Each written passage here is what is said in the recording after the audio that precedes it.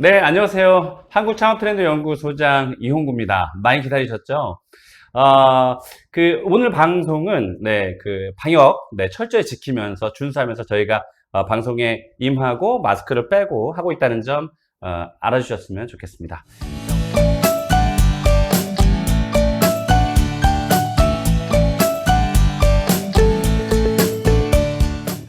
자, 오늘 여러분들 밀키트에 대한 관심이 워낙 폭발적이어서 제가 오늘 진행하는 2시간 동안 1부, 2부로 나눴는데요.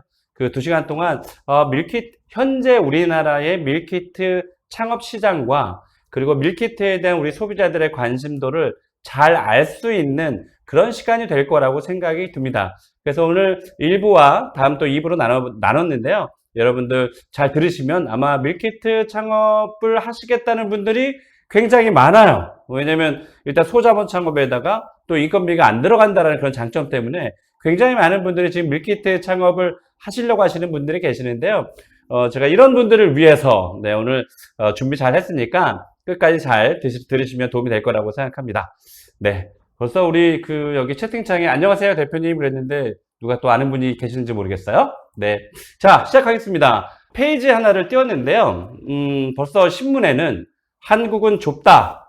대기업 제치고 해외 시장 넘보는 간편식 스타트업들 이렇게 큰 제목으로 달았습니다. 언론이. 그리고 소제목에 간편식 시장 대기업 제치고 스타트업 3사가 장악. 몸집 작고 유행에 민감하다. 그리고 다품종 소량 빠르게 생산한다. 이 뜻은 뭐냐면 그러니까 밀키트 상품이 우리가 먹고 있는 아주 전 음식에 걸쳐서 이게 밀키트 산업이 발전이 된다라는 측면에서는 앞으로 이 밀키트 시장이 굉장히 전망이 좋다라고 이렇게 생각하시면 될 것 같아요. 다만 제가 나중에 또 말씀드리겠지만 뭐가 잘 된다더라 하면 엄청나게 많은 수요자들이 뛰어들기 때문에 지금 이미 전수조사하기는 사실 되게 어려운 상황이에요. 무슨 얘기냐면 밀키트 프랜차이즈 브랜드가 과연 몇 개냐 이거 전수조사하기 되게 힘들거든요. 지금 이제 들리는 소문에 의하면 100개가 넘었다. 브랜드 수만 그렇습니다. 전국의 밀키트 매장이 아니고요. 그만큼 엄청난 사업가들이 밀키트 시장에 뛰어들고 있기 때문에 내가 우리 동네에다 밀키트 가게를 해야 될까 말아야 될까 이런 고민을 하신 분들 굉장히 많을 텐데요. 아무튼 뭐가 잘 된다고 하면 엄청나게 이 산업은 커지기 때문에 빠른 속도로 커지기 때문에 여러분들이 선택할 때 브랜드와 또 아이템과 그리고 상권과 입지와 이런 것들을 다 전부 고려해서 창업을 할까 말까를 결정해야 된다는 점 반드시 여러분들 기억하셔야 됩니다. 그래서 여러분들 아마 구매해 보셨는지 모르겠지만 프레시지, 동남아 수출, 테이스티9, 인도네시아 현지 생산 이렇게 발빠르게 대기업은 움직이고 있습니다. 그래서 일단 이 밀키트 시장이 왜 커졌고 앞으로 밀키트 시장이 어떨 것인지에 대해서는 사실은 앞서서 지금 대한민국의 창업 시장의 현실을 여러분들이 아셔야 돼요. 그냥 무조건 밀키트 창업이 좋다더라. 나도 밀키트를 매일 아침 이렇게 배달해서 먹기 때문에 밀키트 시장이 커지지 않나 이렇게 막연한 것보다 현상에서 어떤 힌트를 발견하셔야 되거든요. 그래서 우리나라 현재 창업 시장이 어떤가를 보시면 이 밀키트 시장에 대한 미래를 알 수 있기 때문에 코로나로 인해서 창업 시장이 어떻게 환경이 변했는지에 대해서 여러분들께 말씀을 먼저 드리겠습니다. 그러고 나서 밀키트 얘기로 넘어가는 것으로 할게요. 여러분 지금 노란 바탕에 제목 보이시죠? 아마 글쎄 깜짝 놀라실 분이 계실지 안 계실지 모르겠지만 저는 이 컨설팅 일을 벌써 27년째 하고 있어요. 엄청 오래 했죠. 대한민국 프랜차이즈 수 11,331개. 이게 뭐냐면 대한민국의 프랜차이즈 가맹점 수가 11,000개가 아니에요. 우리나라 여러분 잘 아시는 베스킨라빈스, 파리바게트, 던킨도너츠, 공차, 메가커피 이런 거 있잖아요. 이런 프랜차이즈 브랜드가 대한민국에 11,331개가 생겼다는 거예요. 브랜드 수만 어마어마하죠. 그래서 우리는 대한민국을 커피 공화국, 카페 공화국이라고도 하지만 저희 같은 사람들은 대한민국은 프랜차이즈 공화국이다라고 얘기할 정도로 치열한 경쟁을 하고 있어요. 이게 11,331개가 지금 보시면 2021년 11월 15일 불과 얼마 전이에요. 근데 이게 어떤 의미가 있는지를 보여드리기 위해서 제가 숫자를 이렇게 띄워놨는데 여러분들이 아마 제가 이제 강연을 통해서 제 강의를 들으신 분들이 많기 때문에 여러분들 중에서는 또 아시는지 모르겠지만 여러분들이 필기를 꼭 하셨으면 좋겠어요. 네이버에 공정거래위원회 가맹사업거래, 다시 공정거래위원회 가맹사업거래, 이 사이트에 들어가시면 공정거래위원회에서 제공하고 있는 우리나라 모든 프랜차이즈의 브랜드 회사의 재무구조와, 그러니까 재무상태와 3년 동안의 재무상태요. 최근 3년 동안. 그러니까 이 프랜차이즈 본사가 얼만큼 재정적으로 안정적인지 적자를 보고 있는지 사이트를 들어가면 아실 수 있어요. 그래서 거기 들어가시면 이렇게 지금 옆 페이지에 지금 보이시다시피 11,331개 매일 아침 저 숫자를 확인하실 수가 있어요. 그런데 제가 뒷장에서 보여드리겠지만 이게 갑자기 지금은 12월 달인데 12월 달엔 저게 12,000개까지 뛰었어요. 이게 왜 뛰었는지에 대해서 여러분들께 설명을 좀 먼저 드려보도록 하겠습니다. 1년 만에 3,396개가 증가했다. 저게 11월 15일이에요. 그런데 12월 달엔 12,000개까지 뛰었어요. 그러니까 더 뛰었겠죠. 자, 보시면, 자, 재밌는 거는 여러분들 프랜차이즈 시장도 알아야 되거든요. 2012년에 3,313개였던 우리나라 프랜차이즈 브랜드 수가 해가 거듭될수록 보시면 아시겠지만 약 300개에서 600개가량이 늘어나요. 그러니까 한 해에 300개에서 600개 프랜차이즈 브랜드 수가 늘어난다는 뜻이에요. 근데 자 보세요. 여기에 지금 밑에 그 연도수가 좀 밀렸네요. 죄송합니다. 밀렸어요. 맨 오른쪽에 보이는 7,258개가 2020년도고요. 6,353개가 2019년이에요. 이게 좀 밀렸습니다. 밑에 보면 간격이 좀 밀렸죠. 그런데 지금 그러면 2019년에서 2020년까지 6,353개에서 7,258개가 뛰었단 말이에요. 이것도 엄청나게 뛰었죠. 그런데 이게 2020년에 7,258개였던 게 지금 맨 위에 보시면 60% 증가했다고 했잖아요. 11,331개. 엄청나게 많이 뛰었습니다. 이게 왜냐면 우리나라 프랜차이즈 1+1 때문에 그래요. 프랜차이즈 1+1법. 그게 뭐냐면 그동안 우리나라 프랜차이즈가 하도 사기꾼들이 많이 프랜차이즈 시장에 뛰어들다 보니 가맹점주들이 말 그대로 그 사기꾼들에게 당하거나 아니면 프랜차이즈가 금방 없어지거나 이런 것들이 있다 보니까 이 프랜차이즈 시장에서 사업을 하는 사업자들을 어느 정도 제한을 해야 되겠다라는 것이 이제 팽배해진 거죠. 그래서 국회에서 이번에 그 법이 통과가 돼서 지금 여기에 2021년 11월 16일 날로 되어 있잖아요.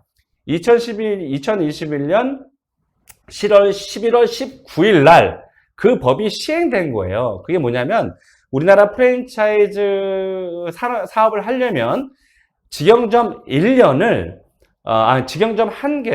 1년 이상 해야만 프랜차이즈 사업을 할 수 있는 권한을 주게 되는 거예요. 그러다 보니 이제 11월 19일이 되면 이제 직영점 1개를 1년 이상 해야 되니까 프랜차이즈 사업하시는 분들 좋은 분들도 굉장히 많지만 아주 간혹 약간 비도덕적이거나 비윤리적인 사람들이 프랜차이즈 사업을 한다고 뛰어들어요. 그러니까 전 재산을 다 올인해서 가맹점 창업을 했는데 진짜 완전히 쪽박 나는 경우가 적지 않기 때문에 아무튼 이 법을 피하기 위해서 빨리 공정거래위원회 프랜차이즈 등록을 한 거예요. 여태까지는 프랜차이즈가 아무나 아무 때나 내일 당장 공정거래위원회 정보공개사라는 것을 등록을 하면 그냥 프랜차이즈 사업을 할 수 있었어요. 그래서 2021년 11월 19일부터는 이제 안 돼. 무조건 프랜차이즈, 네가 이 사업을 하려면 직영점 1개를 1년 이상 해야만 프랜차이즈 사업 권한을 준다. 그래서 이렇게 많이 뛴 거예요. 그러니까 저는 이걸 보면서도 야, 진짜 우리가 왜 사람과 사람의 인연이 우리 뭐 동성 친구든 이성 친구든 결혼할 상대자든 간에 어느 정도의 시일이 흘러야 그 사람에 대해서 좀 알게 되잖아요. 1년을 같이 있어도 사람 속을 모르는데 그런데 우리나라 프랜차이즈가 여태껏 그냥 오늘 뭐 사업을 하겠다 그러면 그냥 가맹점 모집할 수 있었거든요. 이게 문제였죠. 그런데 봄, 여름, 가을, 겨울 창업이라는 건 밀키트 창업도 마찬가지예요. 밀키트 창업도 봄, 여름, 가을, 겨울 제철 상품을 팔아야만 그걸 가지고 마케팅해서 판매가 많이 늘어날 수도 있거든요. 그런데 봄, 여름, 가을, 겨울도 겪어보지 않은 그런 가게가 갑자기 프랜차이즈 사고에 하겠다. 이거는 무리인 거죠. 아무튼 제가 말을 조금 길게 한 것은 그만큼 프랜차이즈 시장에 대해서 여러분들이 조금은 읽을 줄 알아야 된다는 뜻에서 지금 이렇게 많이 늘어난 이유를 여러분한테 설명을 드린 거예요. 그래서 아마 내년부터는, 그러니까 2022년부터는 이런 1+1 법이 다 적용이 되기 때문에 프랜차이즈를 창업하겠다는 그런 가맹점주들도 조금은 아무래도 1년 이상 검증을 한 업체에 프랜차이즈 사업을 하게 될 테니까 뭐 그런 점에서 조금 우리나라 그 소상공인의 실패율이 조금은 줄어들 수 있지 않을까 생각이 됩니다. 자, 그럼 다음 장 넘어가겠습니다. 자, 우리나라 그 창업 업태가 조금 바뀌고 있다는 걸 설명드리려고 이 표를 하나 띄워놨어요. 이 표도 여러분 제 시간이 끝나면 그 네이버나 다음에서 공정거래위원회 가맹석거래 사이트가 들어가면 이렇게 표를 볼 수 있습니다. 지금 우리나라 프랜차이즈 브랜드 수는 지금 맨 왼쪽에 2012년도에 외식업을 보면 67.8%였어요. 맨 오른쪽으로 가볼게요. 2019년 걸 보면 75.4%까지 한 7%가량 뛰었습니다. 역시 먹는 장사는 아무래도 그 창업자 입장에서도 좀 문턱이 좀 낮으니까 외식업 창업을 뛰어드는 사람들이 많은 것 같아요. 그래서 프랜차이즈 사업가들도 프랜차이즈 브랜드를 만들 때 외식업에 뛰어드는 경우가 이렇게 매년 늘어나고 있다는 것을 이 표로도 볼 수 있어요. 자, 서비스업입니다. 그 다음 이 서비스업인데요. 서비스업이 2012년에는 19.1%였는데 2019년에는 늘었습니다. 물론 크게 늘진 않았어요. 0.5% 늘었는데 어쨌든 늘었다는 데 의미가 있어요. 이거는 뭐 어떤 뜻으로 해석하시면 되냐면 외국의 선진국일수록 서비스업이 늘어납니다. 그만큼 우리나라가 선진국이 됐기 때문에 이 서비스업은 앞으로도 더 늘어날 것으로 예상이 되고요. 이렇게 생각하시면 돼요. 내가 돈이 없을 때는 미용실 가는 횟수도 좀 줄이겠죠. 내 돈이 좀 있으면 미용실 가서 더 예쁘게 머리를 하고 싶은 그런 생각이 들잖아요. 그래서 우리나라는 지금 현재 우리나라 부동산값, 아파트값 어때요? 굉장히 많이 올랐잖아요. 이 자산 가치가 늘어나면서 돈의 씀씀이가 좀 늘어나신 분들이 계세요. 어쨌든 선진국일수록 서비스업이 늘어난다. 그래서 아주 소폭이긴 하지만 어쨌든 이 서비스업의 브랜드 수도 좀 늘었고요. 바로 밑에 있는 이 도소매업, 이게 굉장히 놀라운데요. 보시면 13.1%였던 도소매업의 브랜드 수가 2019년에 보시면 얼마죠? 4.9%까지 엄청나게 떨어졌어요. 여러분들 그 상권에 보시면 특히 화장품 가게들이 지금 점포가 매물로 많이 나와 있어요. 여러분들 특히 뭐 오늘 시청하시는 분들 여성분들이 굉장히 또 많으실 텐데 여러분들이 방문하시는 그런 화장품 가게들 있잖아요. 이 가게들이 굉장히 많이 매물로 나와 있습니다. 그만큼 우리 소비자들이 이제는 온라인으로 구매를 하는 사람들이 많아지면서 이런 도소매업의 프랜차이즈 하겠다는 이런 사업가들이 대폭으로 줄어든 거예요. 우리 옛날에 어때요? 옛날에 보면 뭐 미니골드, 줄리엣 아마 기억나시는지 모르겠지만 이런 프랜차이즈 액세서리 브랜드도 널리 알려졌었어요. 그래서 프랜차이즈 가맹 사업 하시는 분들이 이 액세서리 그 도소 매업이 사실 그 운영이 굉장히 편하잖아요. 뭐 음식을 만들고 뭐 술을 상대하는 게 아니니까. 그래서 과거에는 이 도소 매업의 창업자들이 많았었는데 지금은 온라인 때문에 많은 것이 변했잖아요. 이 도소 매업도 그만큼 줄어들고 있다는 것을 이 표에서 여러분들이 보실 수 있어요. 그만큼 우리나라가 그동안 수년 동안, 이 8년 동안, 지금도 또 변했지만, 이 8년 동안, 이 프랜차이즈 산업이 많이, 변화가 일어났구나. 이렇게 보시면 될 것 같습니다. 그래서 이렇게 제가 표를 준비를 해 봤습니다. 자, 제가 그 강연할 때 많이 보여주는 사진이에요. 세상이 완전히 변했습니다. 지금 어떤 친구가 라이더겠죠. 굉장히 귀엽게 표현을 했는데 이거는 제가 배달의 민족에서 이렇게 캡처해 왔습니다. 그래서 제가 출처를 배달의 민족이라고 해놨고요. 요 귀여운 라이더가 이렇게 오토바이 타는 걸 볼 수 있을 거예요. 지금 여러분 어때요? 저도 아파트에 살지만 저 아파트에 사실 과거하고 완전 다르게 오토바이 소리, 부릉부릉 소리가 굉장히 많이 들려요. 그래서 때로는 그 너무 많이 들리니까 막 신경이 곤두서기도 하거든요. 아무튼 이만큼 이 그 오토바이를 타고 다니는 라이더들이 굉장히 많아졌다는 점은 여러분들이 세상이 어떻게 변했는지를 그냥 한눈에 보실 수 있습니다. 이게 제가 그 어디 서울에 모 프랜차이즈 카페를 이렇게 제가 사진을 찍었는데, 이게 왜 찍었냐면 지금 보시면 지금 서 있는 분들이 계시죠. 지금 다 헬멧을 썼어요. 지금 이게 1,000원대 저가 커피 전문점이거든요. 이 1,000원대 저가 커피 전문점을 커피를 마시겠다고 배달시키는 소비자들이 굉장히 많아졌다는 거예요.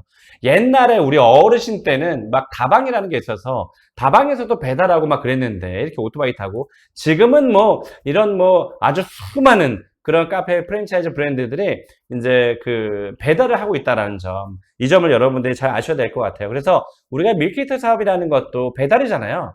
테이크아웃도, 밀키트도 테이크아웃 하지만 또 배달까지 되기 때문에 지금의 밀키트 그런 프랜차이즈 가맹점이나 혼자 내 이름 걸고 하는 독립형 창업 그런 형태들도 대부분은 매장에 이런 먹을 수 있는 테이블이 없잖아요. 테이크아웃 하거나 배달하거나, 그런 의미에서 이 카페들도 배달을 하기 때문에 우리가 음식점도 이렇게 배달을 하는, 그렇게 확장되는 산업으로 이렇게 늘어났다고 보시면 됩니다. 이거는 뭐 제가 오늘 카페 시간은 아니지만 지금 이렇게 카페들이 한 건물에 나란히 짜라라락 붙어 있는 거, 요거를 제가 그 지나다 사진을 찍었는데요. 그만큼 우리나라가 원래 이 밀키트라는 게, 원래 이전에는 밀키트 산업이 발전되기 전에는 거의 한 10중 8구 정도까지는 아니어도 10중 한 7, 8 정도는 카페 창업을 하시겠다는 분들이 굉장히 많아요. 지금도 마찬가지예요. 제가 창업 컨설팅을 한 지 20여 년 됐다고 했잖아요. 지금도 그렇게 우리나라 프랜차이즈 카페가 많은데도 불구하고, 이따가 그 프랜차이즈 수가 나옵니다. 그렇게 많은데도 불구하고 난 그래도 카페 할 거야, 이런 분들이 상당히 많습니다. 근데 저렇게 보시면 지금 뭐 그냥, 저는 사실 저 모습이, 이게 여러분들 잘 아시겠지만 분양상가들 큰 건물에 잘게 쪼개져 있는 저 기둥과 기둥 사이를 한 칸이라고 하거든요. 한 칸씩 쪼개가지고 분양하다 보니까 이 건물주가 한 명이면, 야, 우리 1층에 그 카페를 하고 있는데 어떻게 당신이 또 카페를 들어오나? 그건 안 되죠. 우리 그 임차인이 그럼 뭐 먹고 살겠어? 나눠 먹어야 되니까. 그래서 안 되는데, 저렇게 큰 건물들은 이제 분양 상가로 쪼개져 있는 경우가 많아요. 그러니까 그 작은 상가에 건물주가 한 명인 거죠. 그러니까 저렇게 그냥 그 마구잡이식으로 저렇게 프랜차이즈를 앞에다가 쫙 이렇게 경쟁자를 임대시킬 수가 있는 거예요. 그래서 이런 것들을 봤을 때 우리는 카페도 이렇게 치열한 경쟁이지만 요즘엔 밀키트도 저런 치열한 경쟁을 하고 있다는 점. 그래서 밀키트 창업이라는 게 사실 마냥 청사진만 있는 건 아니에요. 그래서 오늘 내용 끝까지 좀 들으셨으면 좋겠습니다. 자, 그래서 스타벅스도 이제는 커피를 배달하고 있다는 점, 이 사진 한 장이 굉장히 큰 의미를 주는 거예요. 정말 도도한, 정말 자존감이 굉장히 높은 신세계에서 만든 스타벅스가 커피를 배달한다는 점, 이 점은 이제는 어느 누구도 배달을 하지 않으면 이 코로나 시장에서 살아남을 수 없다라는 점도 이 그 신세계 스타벅스에서 이런 모습이, 그런 시장을 우리가 좀 이해할 수 있는 아주 좋은 사례인 것 같습니다. 자, 여기 보시면 SBS에서 그 뉴스를 한 것을 제가 캡처를 했어요. 이건 뭐냐면 유동인구가 굉장히 많이 줄어들었다는 점이에요. 2019년 대비 여기 보시면 휴대전화 기지국을 통한 해당 지역에 머문 생활 인구수 그랬어요. 여기 보시면 자료가 KT잖아요. KT 통신 쓰시는 분 많을 텐데, 휴대폰 KT에서 어떤 한순간을 그냥 스팟으로 탁 잡습니다. 그러니까 휴대폰이 개통되어 있는 수를 이렇게 잡는 거죠. 그랬을 때 2019년이면 코로나19 전이에요. 2020년 1월 20일 날 코로나 첫 확진자가 발생이 됐기 때문에 1년 전입니다. 그래서 코로나19 전과 코로나19 이후를 비교를 한번 해본 거예요. 그랬더니 홍대가 42.9% 감소했다. 종로가 41.9% 감소했다. 이태원 뭐 말할 것 없죠. 34.8%. 중요한 건 이태원의 대부분 20대의 유동인구가 상당히 많은데요. 20대 유도인구가 58% 감소했다는 건 이태원의 상권이 매우 흔들리고 있다. 이렇게 생각하시면 될 것 같아요. 자, 가로수길도 어때요? 20대, 30대가 주도하고 있는데 22.3%의 유동인구가 감소했다라는 점. 그런데 임대료는 굉장히 비싸고 임대료는 건물주가 낮춰주지 않는다는 점. 사실 이게 아쉽기도 한데요. 물론 건물주 입장에서는 이제 임대료를 낮춰주면 건물 가액이 떨어지기 때문에 민감할 거예요. 아무튼 이 코로나 이런 시국에서 이런 유명 상권들보다 여기 속리단길 보이시죠? 3% 증가했다. 이건 이제 주택가가 조금 속리단길 가시면 주변에 큰 건물도 있긴 하지만 주택가로 이루어져 있어요. 그래서 주택가는 그만큼 오히려 유동인구가 늘었다. 이런 것을 이 한 장의 사진이 현재 코로나 이후의 상권이 어떻게 변화하고 있는지를 그냥 그대로 보여주고 있습니다. 그래서 이 뉴스에서는 자, 가로수길이 여기 보시면 33평방미터예요. 33평방미터는 3분의 1 정도 생각하시면 평수가 나와요. 이걸 3분의 1 정도 하니까 어때요? 10평 정도 되겠죠. 10평에 무려 연세가 아닙니다. 월세가 1,000만 원. 가로수길은 그런데 속리단길은 송파구에 있는 거예요. 거기에 150만 원 정도밖에 안 되니까 6분의 1 정도 수준이다라는 것을 알려주는 거고요. 자, 방송통신위원회에서 지능정보서비스 이용 현황을 살펴봤어요. 여기 보시면 제가 일일이 다 말씀드리지 않겠지만 집에서 보낸 시간이 74.4% 늘었다. 뭐 응답한 분들이 있고요. 유료 온라인 동영상 시청 시간이 50% 늘었다. 게임을 하는 시간도 54% 늘었다. 홈쇼핑, 인터넷 여러분들 많이 하시죠? 네, 59%인가요? 59% 늘었다. 그리고 방송 프로그램 시청도 늘었고, 인터넷 정보 검색도 늘었고, 온라인 콘텐츠 만드는 시간. 저도 유튜브를 지금 하고 있지만, 이 유튜브를 하시는 분들이 굉장히 많아졌잖아요. 그래서 온라인 콘텐츠 만드는 시간도 늘었다. 또, 간편 주문하는 사람도 늘었다. 이렇게, 여기에 공통점은 뭐냐면, 우리가 이렇게 휴대폰을 가지고 그냥 휴대폰 가지고 살잖아요. 저도 오늘 지하철로 이동했는데 제가 이 99%가 아니고 100%였어요. 모든 그 지하철의 이용객들이 주무시는 분 외에는 전부 다 휴대폰을 들고 있었어요. 그러니까 이 코로나19가 터지고 나서 이 휴대폰 사용량이 굉장히 늘을 수밖에 없던 거죠. 그래서 밀키트도 덩달아서 휴대폰에 지금 여러분 어때요? 인스타그램이나 페이스북 보시면 이 SNS에 밀키트 광고가 계속 뜹니다. 저도 뜹니다. 결국은 계속 보다 보면 클릭을 할 수밖에 없게 되어 있거든요. 그래서 이렇게 밀키트 시장이 위드 코로나가 되면서 코로나19가 터지면서 훨씬 더 빨리 이 밀키트 산업이 성장했다라고 그렇게 이해하시면 돼요. 아마 그 밀키트 이번 코로나가 사실 어떻게 될지 모르겠습니다. 이건 여러분들도 모르고 저도 모르고 의학자들도 잘 모를 것 같아요. 왜냐면 이게 어떻게 그 바이러스가 어떻게 또 다른 것이 또 생길 수도 있잖아요. 요즘 뭐 오미크론인가요? 그 때문에 또 난리잖아요. 그래서 아무튼 이런 것들이 우리 밀키트 시장에서는 밀키트 창업 세계에서는 어찌 보면 발전할 수 있는 그런 기회 요인도 됩니다. 좋은 건지 안 좋은 건지 모르겠습니다만, 그쵸? 자, 또 넘어가겠습니다. 자, 이 한 장 사진 여러분들 제가 늘 말씀드리지만 우리 사회 인구 구조, 지금 인구 구조, 우리나라는 전 세계에서 아이를 가장 안 낳는 나라로 되어 있습니다. 꼴찌랍니다. 꼴찌.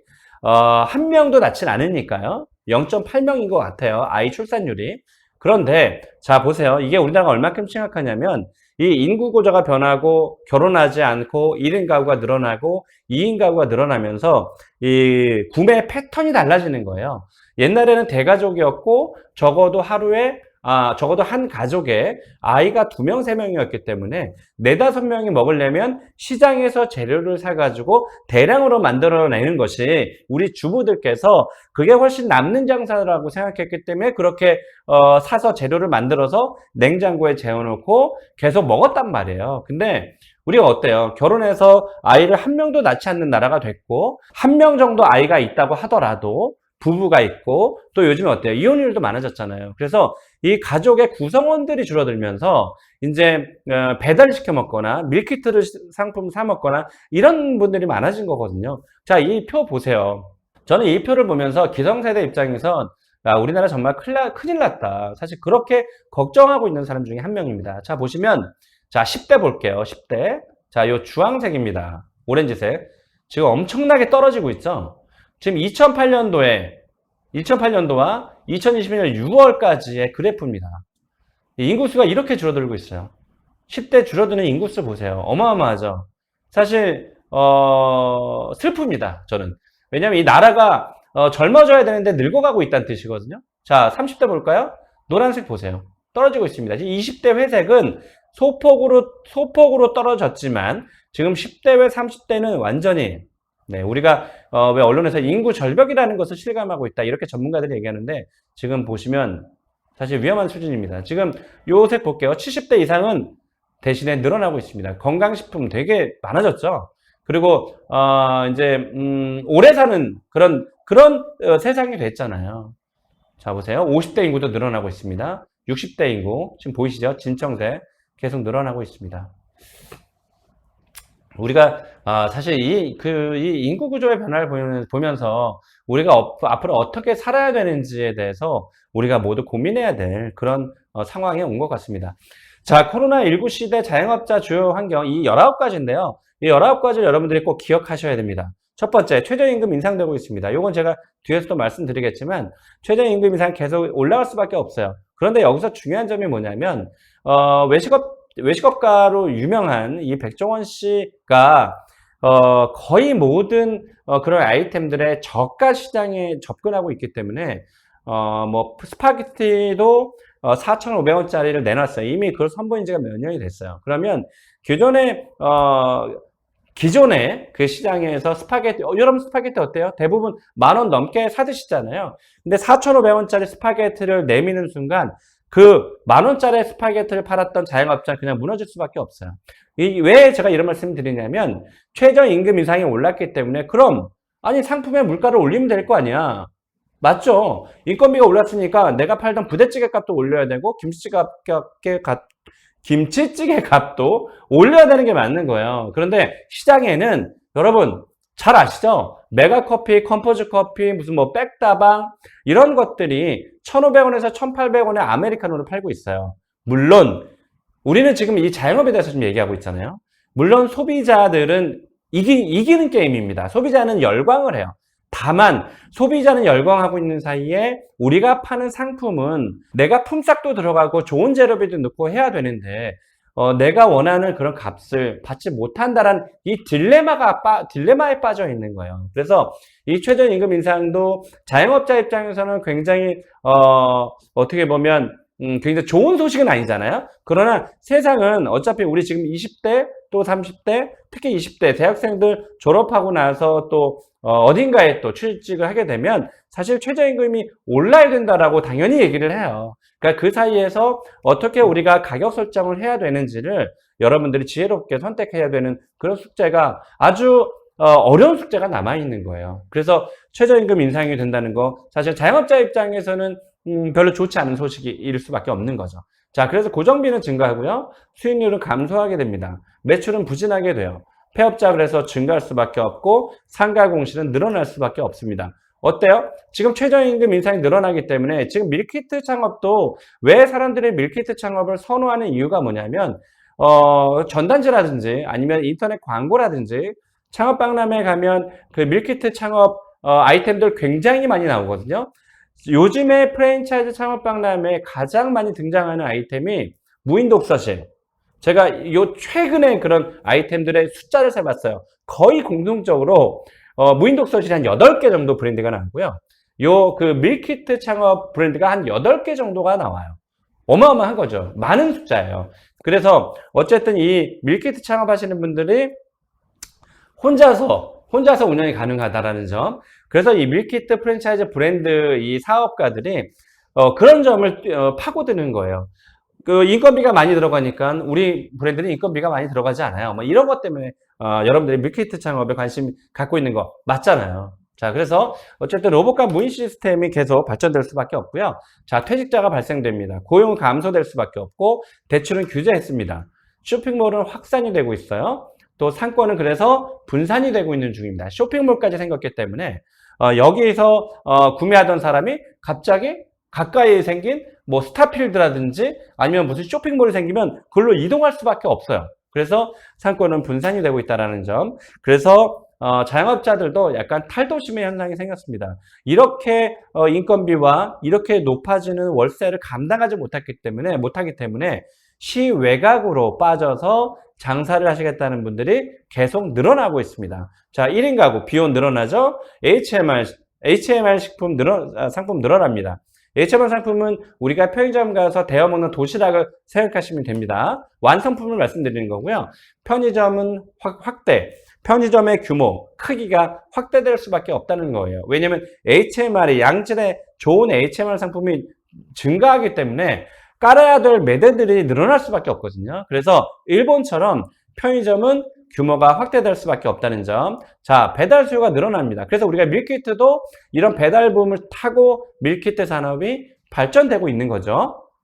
자, 그리고 이커머스는 여러분들 잘 알고 계시는 뭐 마켓컬리라든지 SSG입니다. 제가 강연에서 항상 말씀드리는데요. 제가 이제 문 열고 이제 출근할 때 저희 집 앞에 대부분 쿠팡을 많이 시키더라고요. 저희 집은. 그 쿠팡이 있길래 항상 나갈 때 제가 쿠팡 열어서 안에 있는 물건을 이제 거실에다 놓고 제가 퇴근하거든요. 그렇게 착한 아빠예요. 그런데 제가 얼마 전에 그 쿠팡의 뚜껑을 열어봤습니다. 저 놀라웠어요. 야, 우리나라가 이렇게까지 그 소비자를 위하고 있는 건가 생각했어요. 여러분 무 아시죠? 무 한 덩어리만 딱 들어가 있는 거예요. 그래서 야, 무 한 덩어리를 시킨 사람도 대단하지만 무를 집 앞까지 배달해주는 이 이커머스 정말 대단합니다. 근데 이 시장이 어디까지 갔냐면 퀵커머스까지 갔어요. 여러분 배달의 민족 쿠팡이츠 시키잖아요. 얘네 사업자들이 이제는 음식만 배달하는 것이 아니고요. 슈퍼를 대신하겠다고 선언했어요. 이커머스 같은 경우 제가 말씀드린 SSG라든지 쿠팡이라든지 아니면 이런 마켓컬리들이 오늘 저녁 주문하면 내일 아침에 오죠. 오늘 아침에 주문하면 오늘 저녁에 올 수는 있어요. 그런데 1시간 안에 배달하진 않습니다. 이 배달의 민족과 쿠팡이 이것을 하겠다는 거예요. 그래서 배달의 민족과 이제 이런 그 배달 대행 업체들이 그리고 요 이커머스의 대형 업체들이 이제 오토바이로 지금 주문하면 1시간 안에 40분 안에 집 앞까지 배달해 주겠다는 이 퀵커머스가 늘어나고 있습니다. 어마어마한 그런 시장의 변화가 일어나고 있는 거죠. 그래서 지금 뭐 자영업 하시는 분들도 마찬가지겠지만 특히 동네에서 슈퍼 하시는 분들이 이런 시장 때문에 앞으로 폐업할 확률이 더욱 높아진다고 저는 생각이 들어요. 자, 어때요? 마지막에 이 코로나 바이러스가 세상을 뒤흔들고 있습니다.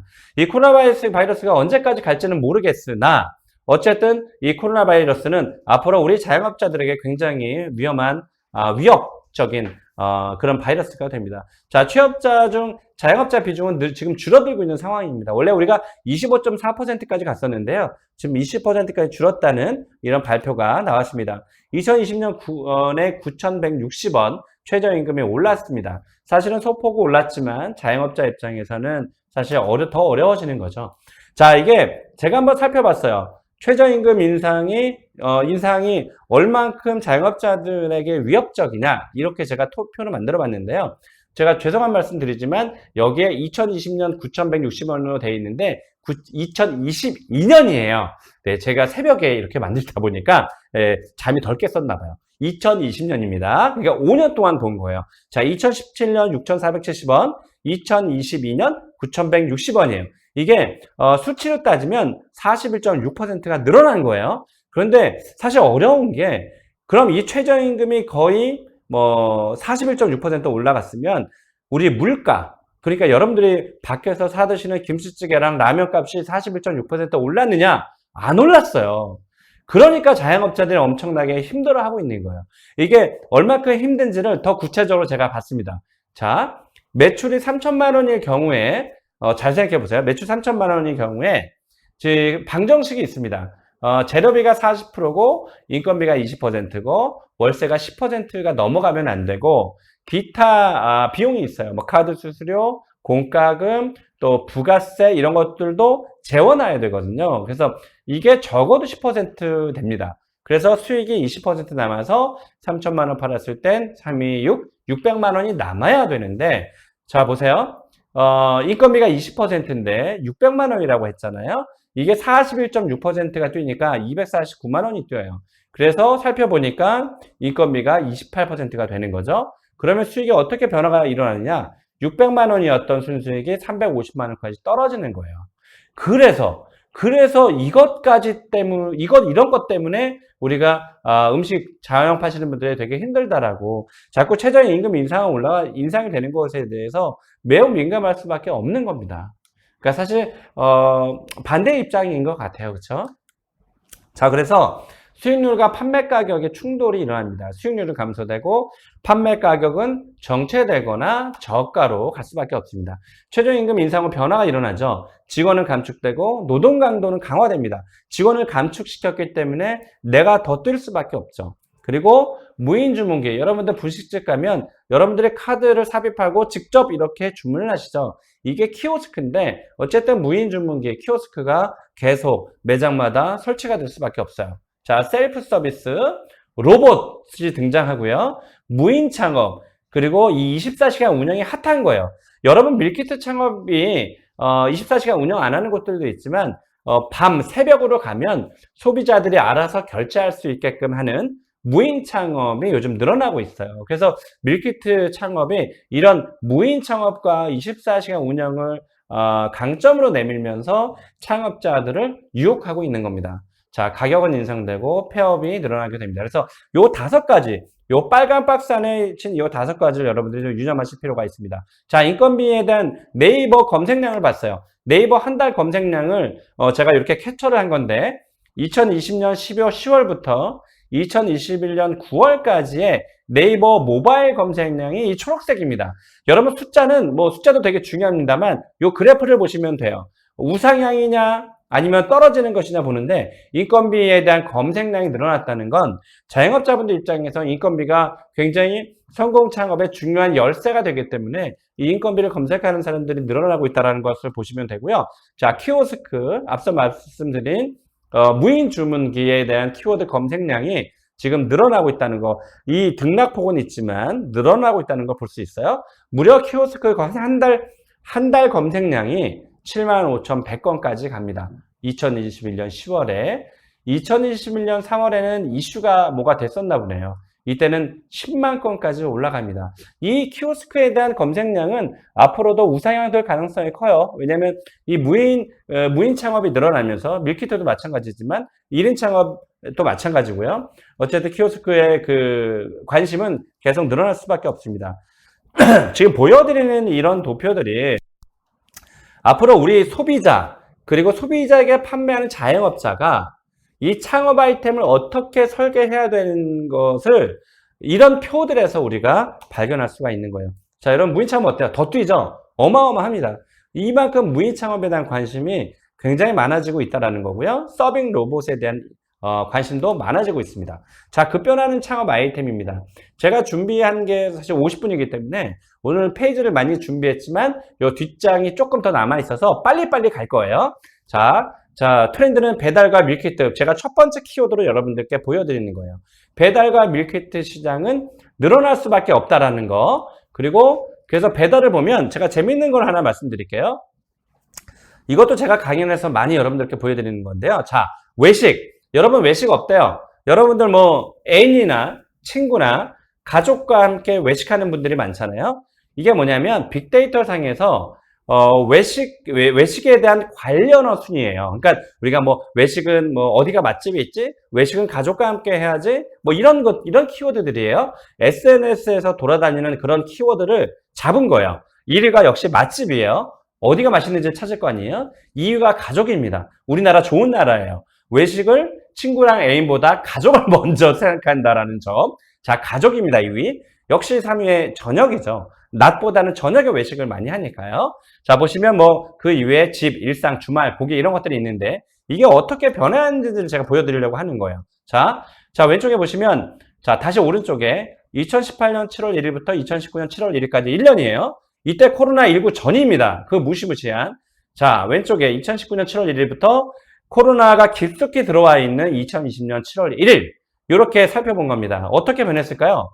자, 3위의 지금 4위의 집이었던 것이 3위의 집으로 올라왔습니다. 이렇게 3위로 뛰었어요. 집에서 외식을 해먹겠다는 사람들이 많은 거예요. 밖에서 사오는 것도 외식이라고 우리는 느끼고 있어요. 자, 더 자세하게 볼게요. 최근 자료입니다. 2020년 1월 이때 코로나가 터졌습니다. 그리고 2021년 1월 올해 1월입니다. 그러니까 2021년 1월이에요. 자, 3위였던 아까 3위라고 말씀드렸어요. 외식 관련은 3위가 집인데 이게 1위로 뜹니다. 네, 무시무시하죠. 이만큼 코로나 때문에 우리가 집에서 먹는 사람들이 굉장히 많아졌다는 뜻이에요. 그래서 밀키트 창업이 너무나 빠른 속도로 급성장하고 있는 게 우리가 집에서 배달하는 건 두 가지예요. 하나는 완성품 상태에서 배달하는 우리가 흔히 밀키트 상품이 발전되기 전 시대. 근데 지금은 밀키트가 발전이 됐잖아요. 기존에 있는 포장, 그러니까 그 완성품을 가져와서 포장 뜯어서 먹는 것도 이제 질린 거예요. 지겹다 이거죠. 오히려 그래서 집에서 실제로 내가 재료를 사서 요리해 먹는 거는 너무 힘든 일이고 귀찮은 일이고 못하고 돈이 많이 드니까 요 틈새를 파고든 게 바로 밀키트예요. 재료를 소분해서 깨끗하게 씻어서 동봉해서 보내면 집에서 그릇에다가 동봉해온 육수랑 재료만 소분해서 넣고 뜯으면 되니까요. 그래서 이런 것들이 굉장히 많아졌다는 뜻으로 보시면 됩니다. 그래서 이렇게 배달과 관련된 것들이 이렇게 뜰 수밖에 없습니다. 자, 그래서 이렇게 밀키트 창업도 계속 뜨고요. 탈도신 비즈니스가 일어납니다. 고정비와 코로나 바이러스, 여행, 가족, 맛집 때문에 탈도신 비즈니스가 일어나고요. 또 베이커리 카페가 늘어나고 있는 상황입니다. 현재 트렌드가 그렇습니다. 저희 요 방송은 나중에 아마 또 요게 뜨게 될 테니까요. 요것을 계속 한번 복습해서 보시면 될 것 같아요. 마지막에 제가 중요한 또 장면을 보여드려야 되기 때문에. 자, 베이커리 카페 지금 우상향되고 있습니다. 한 달 모바일 검색량이에요. 디저트 카페 똑같습니다.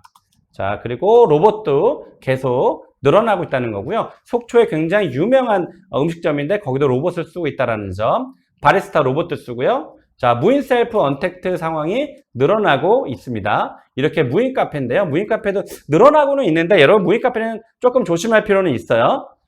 자, 이렇게 무인 독서실도 늘어나고요. 초저가 전문점도 늘어나고 있는 상황입니다. 이 백종원 씨가 초저가 전문점을 계속 그 업종을 확장시키고 있기 때문에 요게 그 아까 말씀드린 파스타예요. 4,500원짜리 파스타, 1,900원짜리 또 햄버거도 나왔습니다. 자, 밀키트 창업인데요. 밀키트는 제가 굳이 사실 정의를 말씀드리지 않아도 바로 조리할 수 있도록 손질이 모두 끝난 식재료 상품이다라는 거 아시면 되고요. 밀키트 시장은 계속 늘어나고 있다는 거예요. 한식이 대세고 이색 레시피의 상품화되고 RMR 시장이 진화가 되고 있다는 거. 그래서 시장 규모는 2024년까지 7천억까지 늘어나고 있다는 것을 여러분들이 잘 보시고 있습니다.